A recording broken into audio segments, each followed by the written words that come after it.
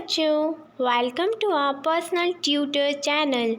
आज हम लोग रिमझिम भाग 5 का 13वां पार्ट पढ़ेंगे, स्वामी की दादी। तो चलो शुरू करते हैं ये कहानी।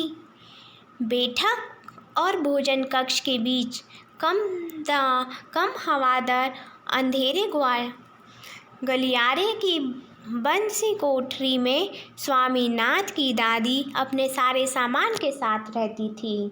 उनका सामान था 5 दरिया, 3 चादरें, 5 तकियों वाला भारी भरकम बिस्तर, पटसन के रेशों का बना एक वर्गाकार बक्सा और लकड़ी का एक छोटा सा बक्सा जिसमें तांबे के सिक्के, इलायची, लौंग और सुपारी पड़े रहते थे।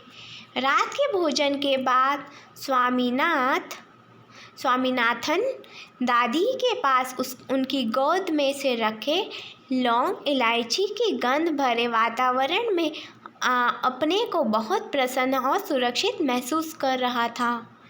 बड़ी प्रसन्नता से भरकर वह बोला, ओ दादी, तुम नहीं जानती राजम कितनी ऊंची चीज़ है।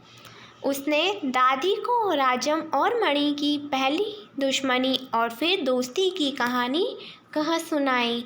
तुम्हें पता है उनके पास सचमुच की पुलिस की वर्दी है?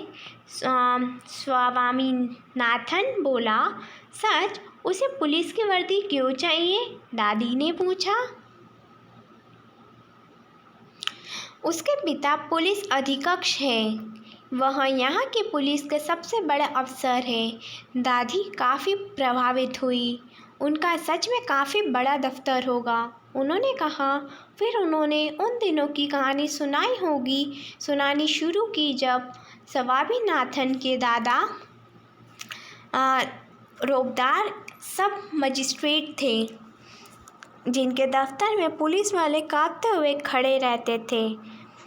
उनसे डरकर खूंखार से खूंखार डाकू तक भाग खड़े हो जाते थे।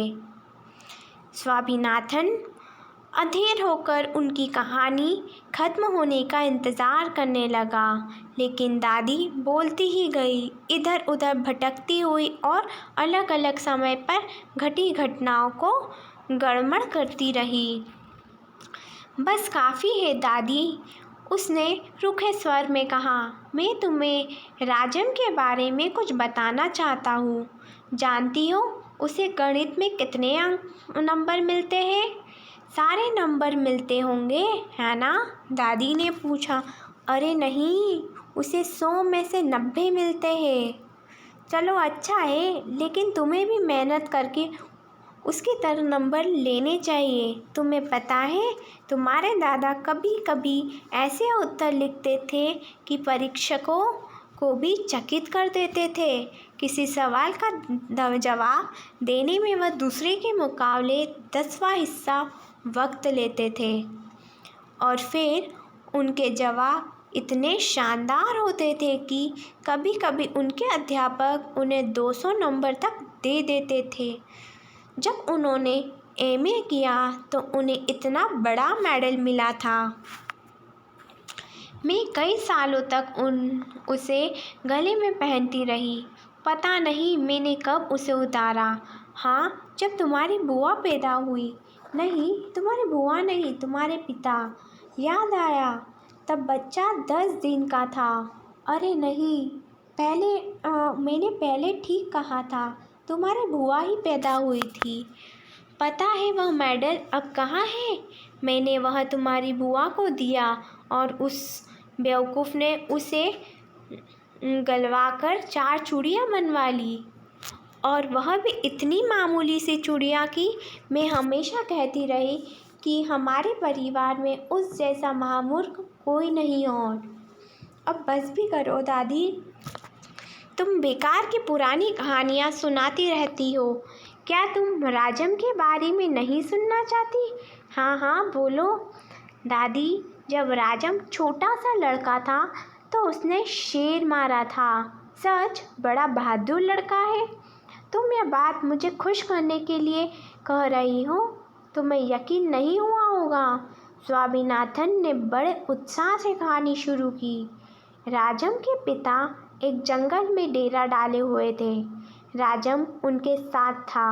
अचानक दो शेर उन पर झपटे और एक ने पीछे से हमला करके पिता को गिरा दिया। दूसरे ने राजम का पीछा किया।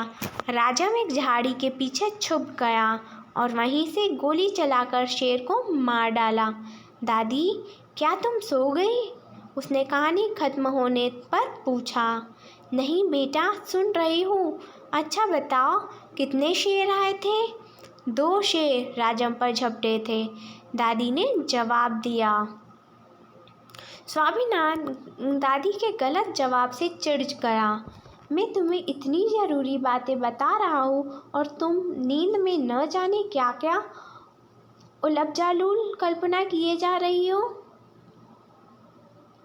अब मैं तुम्हें कुछ नहीं बताऊंगा। मैं जानता हूँ तुम क्यों ऐसा कर रही हो। तुम राजम को पसंद नहीं करती। नहीं नहीं, वह तो बहुत प्यारा लड़का है, दादी ने बड़े विश्वास से कहा। उन्होंने राजम को देखा तक नहीं था। स्वामीनाथन खुश हो गया।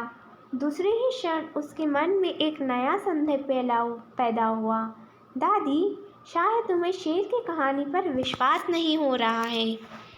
मैं एक एक शब्द पर विश्वास करती हूँ, दादी ने स्वर में मिठास भरकर कहा।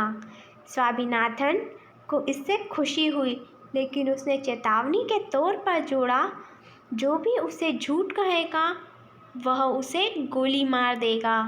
दादी ने इसका समर्थन किया और हरिश्चंद्र की कहानी सुनाने की बात कही, जिससे वचन का पालन करने के लिए सिंहासन, पत्नी और बच्चों को खो दिया और अंत में उसे सब कुछ वापस मिल गया। उसने कहानी आधी ही सुनाई थी कि स्वामीनाथन कराटे लेने लगा। दादी भी रुक रुक कर बोलने लगी, फिर वह भी सो गई। इसी तरह ये कहानी खत्म हुई।